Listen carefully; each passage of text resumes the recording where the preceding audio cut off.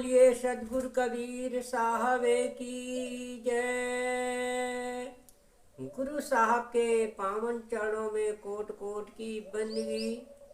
आए हुए सभी प्रेमी भक्तजनों को एवं सकल समाज को, हंस जनों को, माताओं बहनों को, सभी सकल समाज को साहेब बंदगी, साहेब बंदगी, साहेब बंदगी।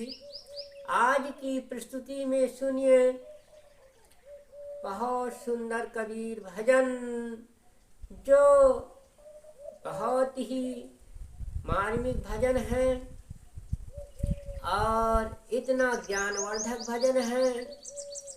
लौकिक पारलौकिक से घटा करके विस्तार से अर्थ दिया जाएगा, आत्मज्ञान से निकाल करके, और बहुत सुंदर मार्मिक अर्थ दिया जाएगा।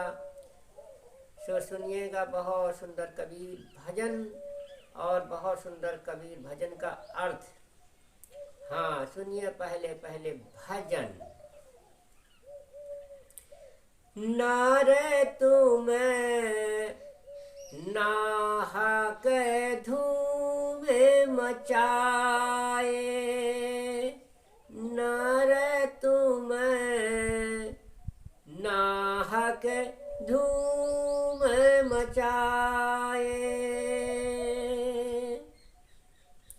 करिय स्नान छुओ नहीं काहू, करिय स्नान छुओ नहीं काहू।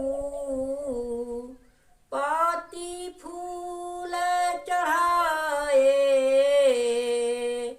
नर तुम्हें नाहक धूम मचाए, नर तुम्हें नाहक धूम मचाए।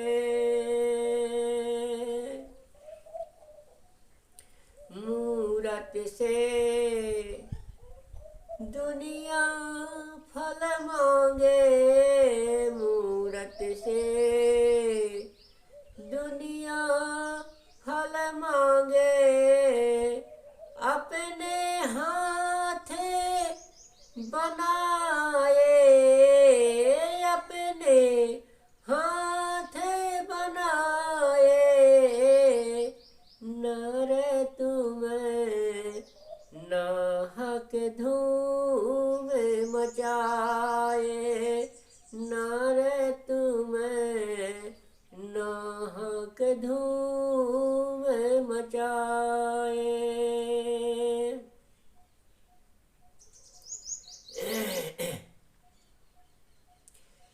यह जग पूजै देव देहरा, यह जग पूजै देव देहरा। तीरथ बरत नहाए, तीरथ बरत नहाए,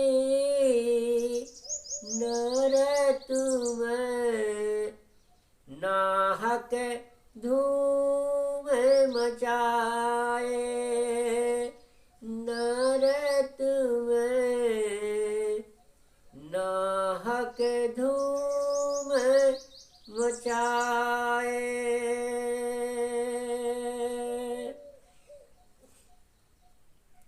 चलत फिरत में थकित भयो, चलत फिरत में थकित भयो। सब यह दुख कहाँ समाए, नर तुम्हें नाहक धूम मचाए, नर तुम्हें नाहक धूम मचाए।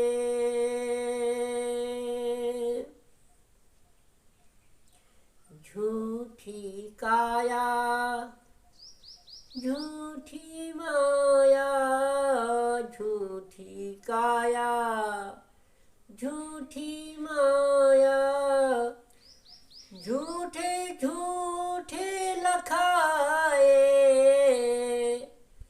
झूठे झूठे लखाए, नर तुम्हें नाहक धूम मचाए, नर तुम्हें नाहक धूम मचाए।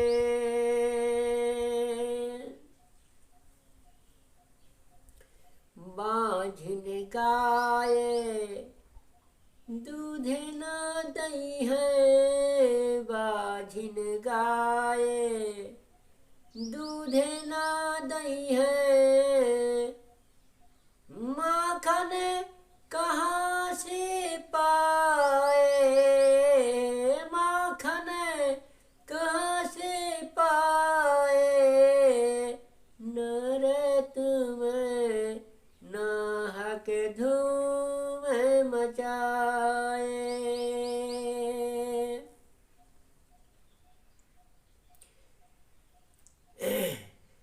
सांचे के संग सांच बसत है, सांचे के संग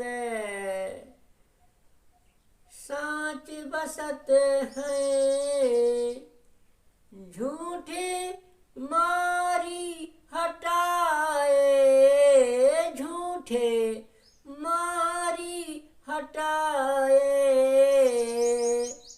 नर तुम्हें नाहक धूम मचाए, नर तुम्हें नाहक धूम मचाए। कहाँ ये कबीर जहाँ सांच वस्तु है, कहाँ ये कबीर जहाँ सांच वस्तु है, सहज दर्शन पाए, सहज दर्शन पाए, नर तुम्हें नाहक धूम मचाए, नर तुम्हें नाहक धूम मचाए। हाँ, तो सतगुरु कबीर साहब का बहुत ही सुंदर भजन सुना। अब इसी भजन का बहुत सुंदर विस्तार से सुनिए, लौकिक पारलौकिक से घटा करके बहुत सुंदर अर्थ सुनिए, जो बहुत ही ज्ञानवर्धक है। हे मनुष्य, तूने व्यर्थ ही में उपद्रव मचा रखा है। तुम स्नान कर लेने के बाद किसी मनुष्य को नहीं छूते हो और जाकर पत्थर की मूर्तियों पर फूल पत्ती चढ़ाते हो। संसारी लोग उन जड़ मूर्तियों से भोग और मोक्ष मांगते हैं, जिन्हें किसी मनुष्य ने अपने हाथों से गढ़ कर बनाया है। संसार के लोग पत्थर के देव और पत्थर के मंदिर पूजते हैं, उपवास रहते हैं और तीर्थ माने गए स्थलों की नदियों में स्नान करते हैं। वह तीर्थों में भटकते भटकते जो है थक कर बूढ़े हो जाते हैं, परंतु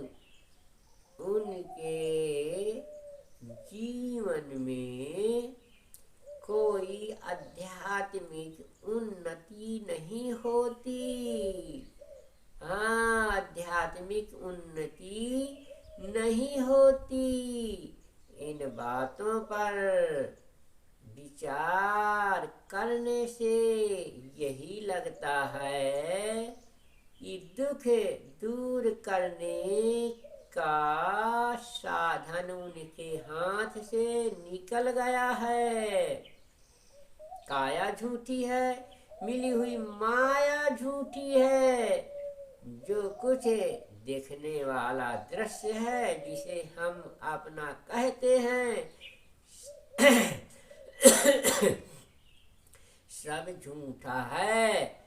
यह आज है और कल नहीं है। बंध्या बांझ गाय दूध नहीं देगी, फिर मक्खन कहाँ से मिलेगा। एवं पांचों ज्ञानेंद्रियों और मन के दृश्यों में भटकने वाला शांति नहीं पा सकता।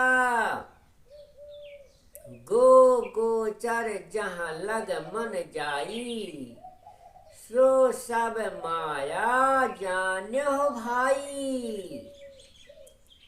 यह सगुण उपासक गोस्वामी जी भी कहते हैं, जिसे अपने सत्य स्वरूप चेतन का बोध है, वह अपने सत्य स्वरूप में स्थित रह होता है और वह सारी असत्य मान्यताओं को मार कर भगा देता है। कबीर साहब कहते हैं कि जिसे यह बोध हुआ कि निज चेतन आत्मा ही परम सत्य तथ्य है, वह सहज ही आत्म साक्षात्कार कर लेता है। वह मन इंद्रियों से प्रतीत मान सारे असत्य का मोह छोड़कर अपने सत्य स्वरूप में स्थित हो जाता है। हाँ, तो सद्गुरु कबीर साहब का और ही लौकिक पारलौकिक से विस्तार से बहुत सुंदर और अर्थ सुनिए, जो बहुत ही मरम जाने वाला हृदय में और ज्ञानवर्धक है। हाँ, जी को जगाने वाला ऐसा सुंदर मार्मिक अर्थ सुनिए। नर तुम नाहक धूम मचाए। सदगुरु कहते हैं कि हे मनुष्य, तुम इस संसार सागर में आकर के नाहक अपना जन्म को गंवा रहे हो, नाहक जो है उपद्रव कर रहे हो, इसलिए अज्ञानतावश नाहक धूम मचाए हुए है। तो हमें इस संसार सागर में आकर के हमें कुमार्ग में पढ़ करके जो अपने को सत्य और ज्ञान का, सत्य और झूठ का ज्ञान नहीं होगा, तभी मनुष्य उपद्रव मचाता है। इसलिए सद्गुरु कबीर साहब ने कहा है कि यदि अपने जीवन को सुधारना है तो सत्य का ज्ञान करो और असत्य का भी ज्ञान करो। झूठ और सत्य का दोनों का जब ज्ञान हो जाता है, तब ये नाहक धूम मचाए, नाहक उपद्रव मचाना समाप्त हो जाता है। इसलिए हमें इस नर जन्म में उपद्रव न मचा करके हमें सही सतमार्ग की दिशा पे चलना है और चलाने की दूसरों की भी कोशिश करें कि दूसरा व्यक्ति भी चले और इस संसार में पंछी की तरह उड़ता हुआ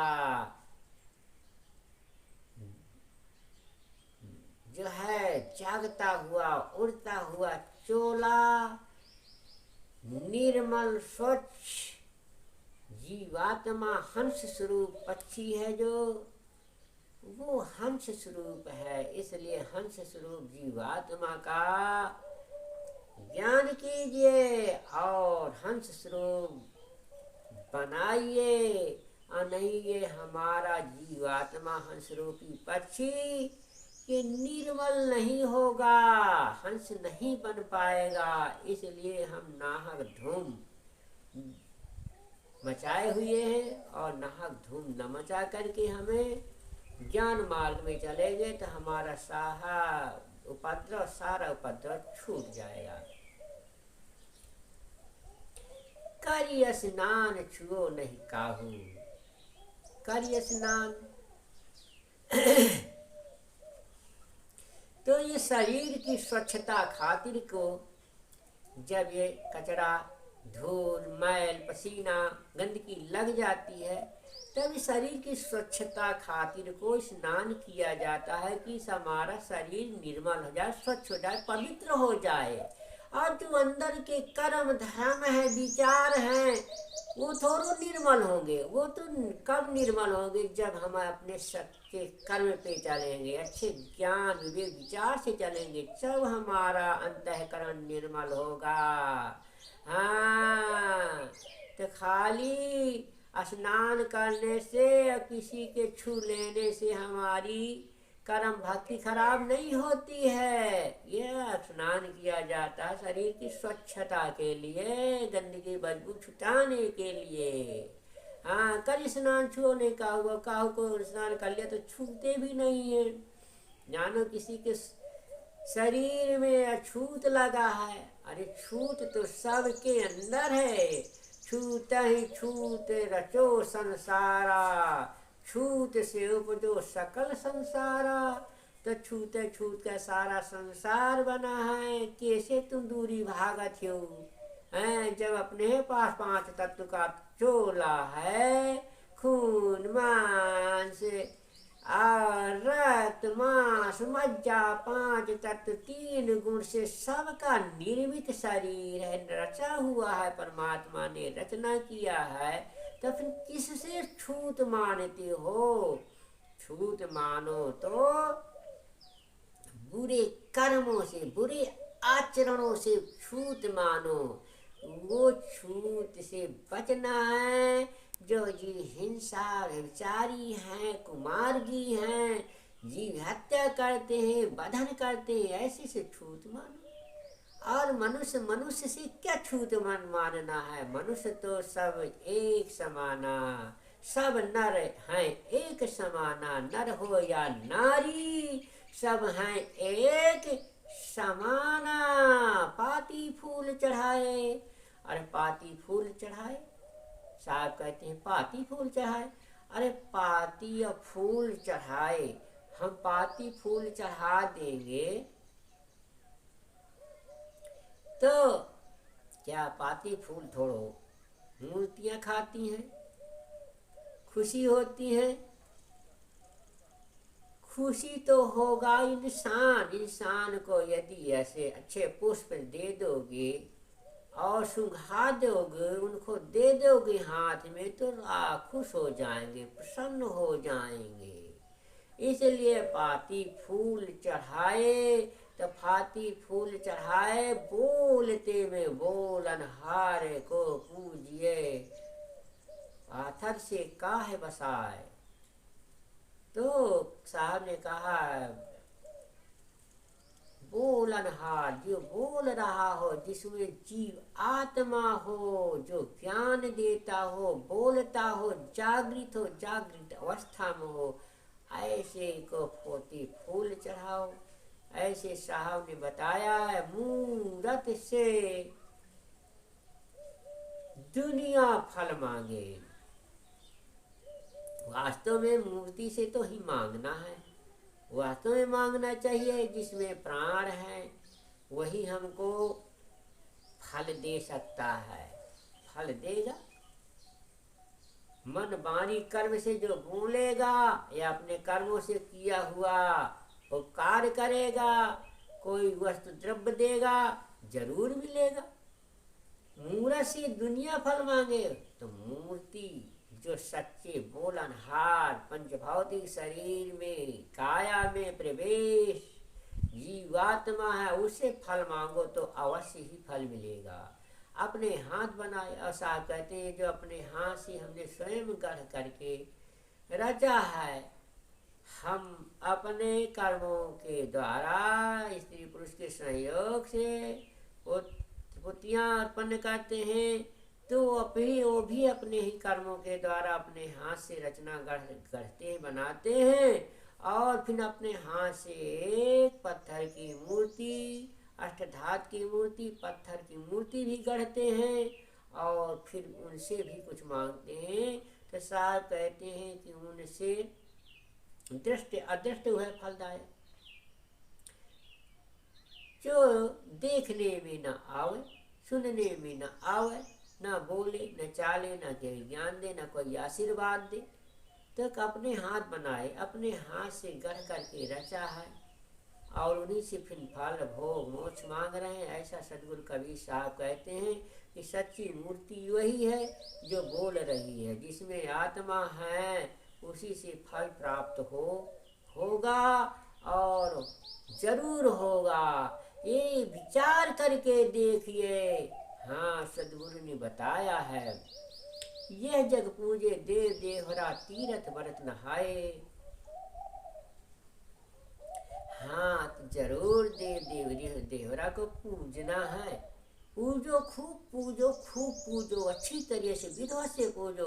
जो अपने महान पुरुष हैं, माता पिता हैं, वही हमारे देव और देवी हैं। देव हमारे पिता हैं, देवी हमारी माता है। हाँ, यही देवी देवता के समान है। इसी ने हमको जन्मा, सृष्टि की रचना किया, सृष्टि रची, और हमको ज्ञान दिया, आशीर्वाद दिया, पढ़ाया लिखाया, जागृत किया, और सब कुछ प्राप्त हुआ इस मानुष चोला से। इसलिए साहब ने कहा है कि यह जग पूजो देव देवरा तीरथ व्रत नहाए। अरे तीरथ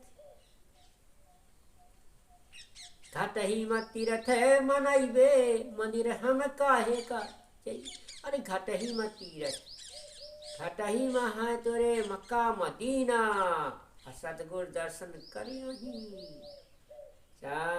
तो सतगुरु कबीर साहब ने खुलेआम शब्दों में बताया है कि तीरथ व्रत नहाए, तीरथ व्रत नहाए।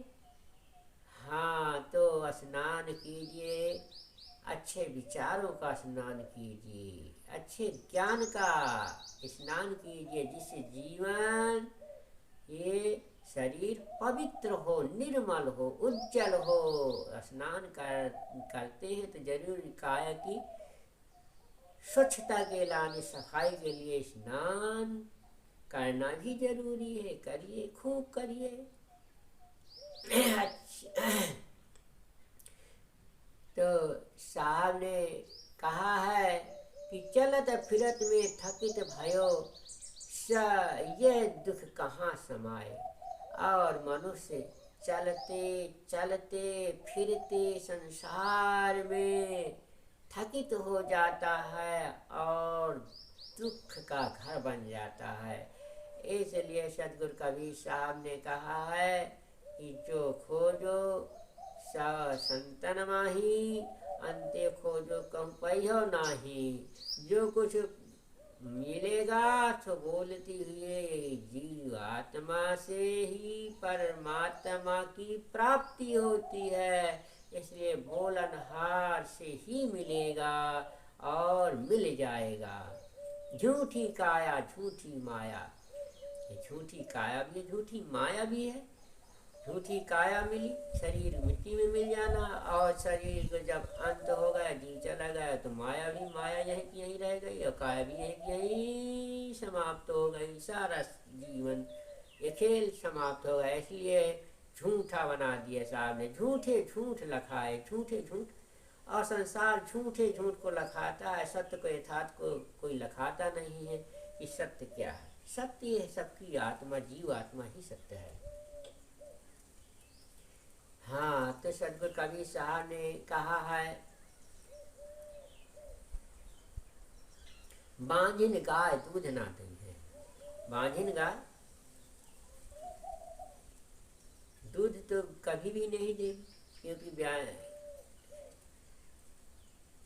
एक बांझिन गाय दूध तो कभी देगी नहीं, क्योंकि साहब ने कहा है कि माखन कहाँ से पाए और मक्खन भी कहाँ से आए। इसलिए अपनी आत्मा को बांझ मत बनाए रहिए, अपनी आत्मा को निर्मल कीजिए, स्वच्छ कीजिए, पवित्र कीजिए, सच्चा ज्ञान आत्मज्ञान लाइए, इससे बाजुबनिश का अज्ञानता दूर हो। तो हमारे जीवन में ज्ञान रूपी मक्खन का भंडार लग जाएगा, और जीवन में एक नई दिशा, जो ज्ञान का उदय हो जाएगा। ज्ञान उजेला जग में होवे, आदर से संसार में नूर। ऐसा नूर होगा, ऐसा प्रकाश होगा, संसार में आपकी कीर्ति यश फैल जाएगी।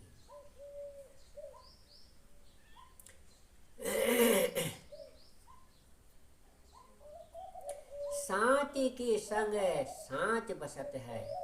अरे साहब ने बताया है, जहाँ जो कोई सत्य बोलता है तो सांचे के संग सांच बचता है, वो सत्य आत्मा बचती है। जो सत्य सदा सत्य का ज्ञान हो करके, और जो सांच पे सत्य पे स्थित हो जाता है, वही सत्य परमात्मा, आत्मा धन परमात्मा दोनों का मिलन हो जाता है, और सत्य जीव आत्मा परमात्मा बसते हैं। सांचे के संग सांच बसत है। हाँ, और जो सांचे व्यक्ति हैं, संसारी नर पुरुष नारी, नर नारी प्राणी, वो भी हमारे संगी साथी बन जाते हैं।